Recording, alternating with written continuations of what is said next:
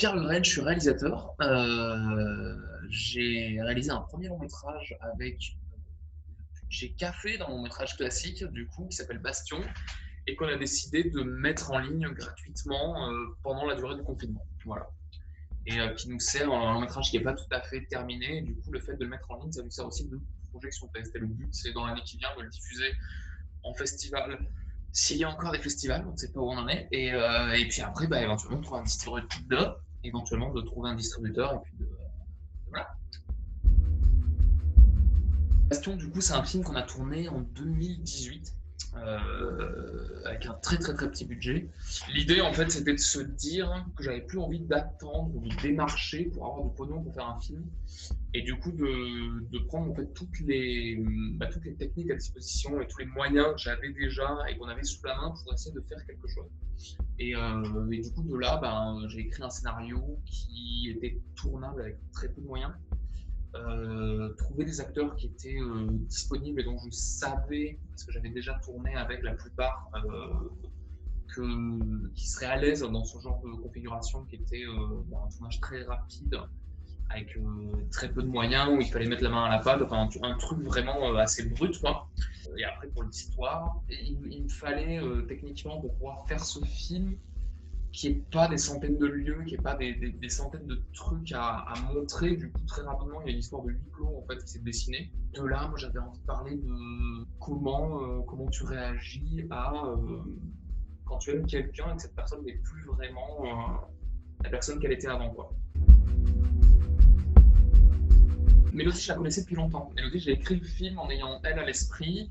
On a eu des projets de tournage avant qui sont des trucs pas concrétisés. Et en fait, la première fois qu'elle a tourné pour moi, c'était sur Mauvais du cul, la série.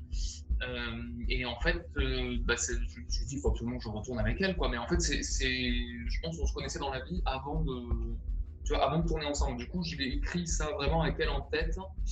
Et même j'en ai parlé, tu vois, pendant que j'écrivais.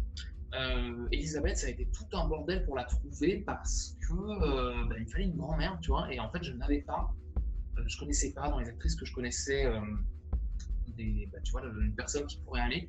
Et en fait, c'est un camarade qui faisait du théâtre d'impro avec elle qui m'a dit, mais moi peut-être je connais quelqu'un. Euh, il faudrait que tu la rencontres. Du coup, il m'a montré des photos. Je me suis dit, ouais, ça pourrait aller. Ça pourrait aller. Donc, du coup, j'ai appelé Lise. Et du coup, en fait, elle m'a invité chez elle et on a parlé 2-3 heures.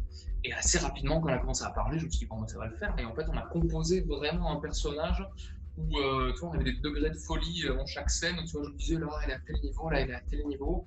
Et on avait bossé toute une gestuelle. Enfin, on a fait tout un truc comme ça qui est assez intéressant. Je suis pas un dingo des films en noir et blanc. De façon générale, je sais que ça peut être un gimmick. Le noir et blanc, il y a un côté plus facile à travailler. Mais moi, en fait, comme j'avais pas le budget pour créer vraiment l'univers que je voulais à mon film, mais que j'avais quand même envie de dire, regardez, c'est pas le monde qu'on connaît, c'est pas la réalité.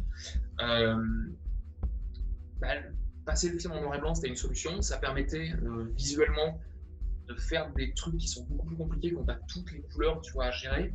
Mais j'avais pas envie de faire que un film en noir et blanc. Et je me suis dit, avec le rouge, tiens, là, il y a peut-être un truc à choper. Et en fait, le rouge, je trouve, c'est une couleur qui ressort, qui est intéressante parce qu'elle ressort pas forcément bien sur divers écrans. Il y a un truc un peu comme ça de. Je sais pas, t'as l'impression qu'il se passe un truc dans la couleur, quoi, tu vois, dans ce truc-là qui est un peu étrange. Et ça me plaisait beaucoup. Et je pense que tu vois, quand tu regardes Assaut sur Central 13, qui est un des premiers films de Carpenter, le générique est comme ça. Le générique, c'est lettres rouges sur fond noir. Et en fait, pour peu que tu le regardes dans une qualité qui est pas le maximum, il y a un truc super étrange le contour des lettres se dessine pas tout à fait bien. Il y a un truc, je trouve que le rouge rend pas forcément bien et rend de façon étrange sur un écran. Et du coup, ça m'intéresse aussi. Tu vois, d'aller dans ce truc-là. Et là, c'était quelque chose qui permettait aussi de donner au film une sorte d'identité un peu étrange, quoi. Et j'avais envie de pas faire un truc qui soit, c'est bizarre, ça allait forcément être réaliste parce que visuellement, je voulais un truc très brut et donc, tu vois, très caméra à l'épaule et tout ça, mais en même temps, je voulais absolument dire on n'est pas dans la réalité. Et moi, de façon générale, la réalité au cinéma, c'est pas un truc qui m'intéresse beaucoup. tourné dans le Lot, dans le Quercy, à côté de Cahors, parce que moi j'habitais là à ce moment et que du coup j'ai écrit le scénario en pensant à des lieux et en fait toute l'équipe est du coin, quoi. Et je connaissais bien les lieux aussi. Il y avait ce truc là de je savais un truc tout con, mais c'est par exemple je savais qu'en été dans ce coin là on en faisait absolument des cigales, donc ça il fallait absolument que je l'intègre dans le script. Alors que de base l'idée que j'avais eue au tout départ c'est de me dire non, il faut des forêts énormes et profondes, un peu, tu vois, une ambiance un peu de sale temps et tout, et puis en fait rapidement tu te dis mais ça ne sera pas possible, donc du coup il faut que je fasse autrement, quoi. Et du coup on a été vraiment dans cette ambiance un peu assumer qu'il fait chaud, assumer ouais, qu'il y a des cigales, qu'il y a des bruits, qu'il y a des arbres qui grattent, quoi, et en fait bah, c'était vraiment l'ambiance modèle, donc ça tournait bien, quoi.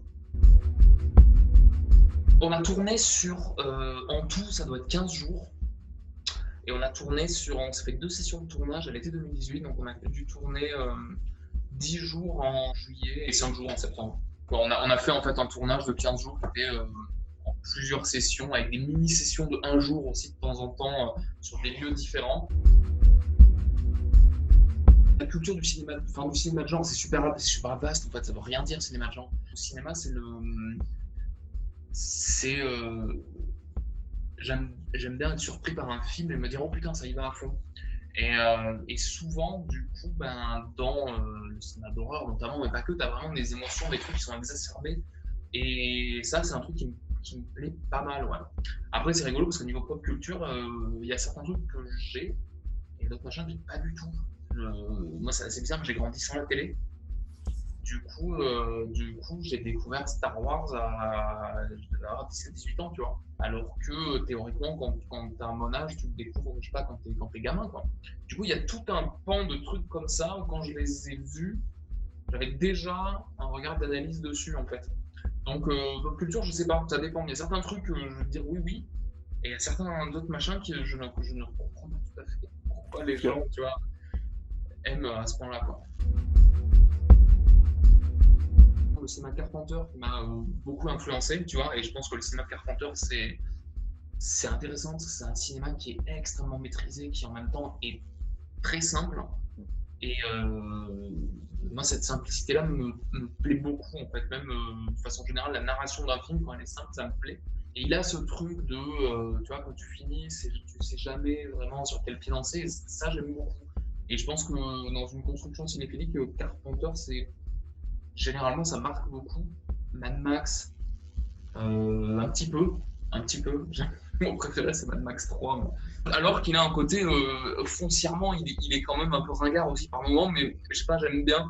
Et il y a là-dedans, pareil, un héritage du western aussi, je pense. Ce truc-là de décaler ça légèrement avec le fantastique ou avec quelque chose, ou de le placer à une autre époque, ce qui permet en fait de sortir de la réalité, en fait, et d'avoir un truc qui soit beaucoup plus je sais pas, propre à l'imagination et peut-être, je sais pas, aux histoires qu'on se raconte aussi. Il y a quelque chose là-dedans qui me plaît assez, quoi. En fait, si tu veux, le film, il nous reste, pour tout te dire, une mini-scène, mais genre de 2 plans, que j'aimerais inclure à un moment. Il nous reste ça à tourner. Et du coup, j'attendais ça, mais en même temps, le film, je l'avais déjà, tu vois, envoyé dans des festoches en espérant qu'il soit retenu. Et moi, tu vois, j'avais envoyé une version test, en fait, qui est la version qui est sur Internet, qui est, tu sais, cette espèce de version test, où en fait, je le faisais voir à des gens. Et en même temps, je regardais avec eux, puis je notais en disant, ok, là, le son, il est trop fort à cet endroit. En fait, tu vois, du coup, c'est fini, mais moi, je dois encore revenir sur le bordel après, et tu vas dire, oh non, là, je vais mettre 2 dB moins fort, tu vois, ce genre de truc, quoi. Donc, on en est vraiment là. Quand il y a eu le Covid et l'annonce du début du confinement, nous, on avait, je crois, le vendredi d'après, prévu notre session de tournage, tu vois. Et en fait, c'était session de tournage, j'arrive, je monte, tac, j'envoie export, et c'est bon, le film est terminé, quoi. Du coup, cette session-là, elle est repoussée à, on sait pas. Mais j'avais quand même en fait ce film quasiment prêt, quasiment, parce que tu vois, il y a des conneries, il y a des petites fautes d'orthographe dans les noms de certaines personnes. Ce truc-là, c'était vraiment le truc que j'envoyais aux gens en disant confirmez-moi que l'orthographe est bien. Tu vois, ils me disaient non, ça s'écrit pas comme ça, ok, d'accord, je vais le modifier et tout. Mais j'avais quand même ce truc-là, et en fait, je me suis dit assez rapidement, on est une petite équipe, tu vois, on va pas perdre de sous. Tu vois, c'est pas comme si je suis mon propre producteur, donc en fait, j'ai la liberté totale de faire ce que je veux avec le film, quoi. Et je me suis dit, merde, là, il y a ce truc-là qui arrive. Il y avait une part de moi qui aurait quand même, tu vois, que j'aurais bien aimé le découvrir, le faire découvrir à toute l'équipe en louant une salle et en le voyant avec eux et qu'on passe une bonne soirée. Et en fait, là, je me suis dit, merde, ça risque d'être compliqué à avoir un bon moment. Allez hop, on l'envoie et puis ça nous fait une projection de test pour nous, quoi, tu vois. Une fois que le Covid va être terminé, ou en tout cas que le confinement sera terminé, on l'enlèvera. Moi, je vais finir de bien travailler le truc. Et dans l'année qui suit, on va essayer de le caler dans quelques festivals, tu vois. Mais je pense que ça rajoute un petit. Les gens qui l'ont déjà vu, il y a ce petit truc-là en plus, sachant que le film ne sera pas tout à fait pareil non plus, quoi. Et après, il y avait un truc un peu plus. C'est un peu plus complexe, mais en fait, je sais pas, moi j'ai senti qu'il y avait à partir du moment où on nous a dit restez confinés chez vous, je me suis dit merde, c'est chaud.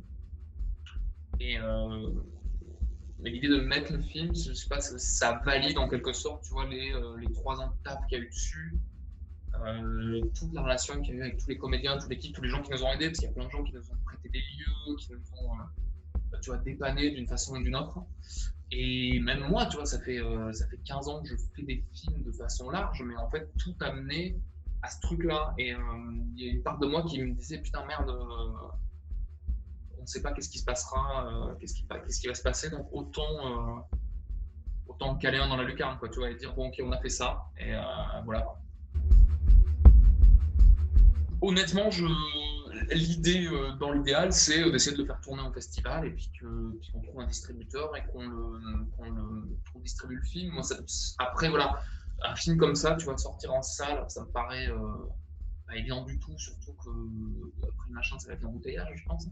Donc, et en plus, je ne suis pas sûr que, tu vois, il y a des acteurs pas connus, c'est un film à petit budget. Est-ce qu'il y a tant de monde que ça qui vont se déplacer pour le voir en salle? Je ne suis pas sûr. À part si c'est un événement, tu vois, avec l'équipe ou truc ou quoi au caisse. Donc je pense que si c'est exploité en salle, ça sera vraiment sur des événements ponctuels. Et l'idée après, moi, c'était d'essayer de trouver un service de VOD éventuellement que ça pourrait intéresser, parce qu'il y a plein de petits services de VOD qui pop ici et là et qui, je pense, pourraient être intéressés par un film comme ça, quoi. Je pense, pour être intéressé par un film comme ça.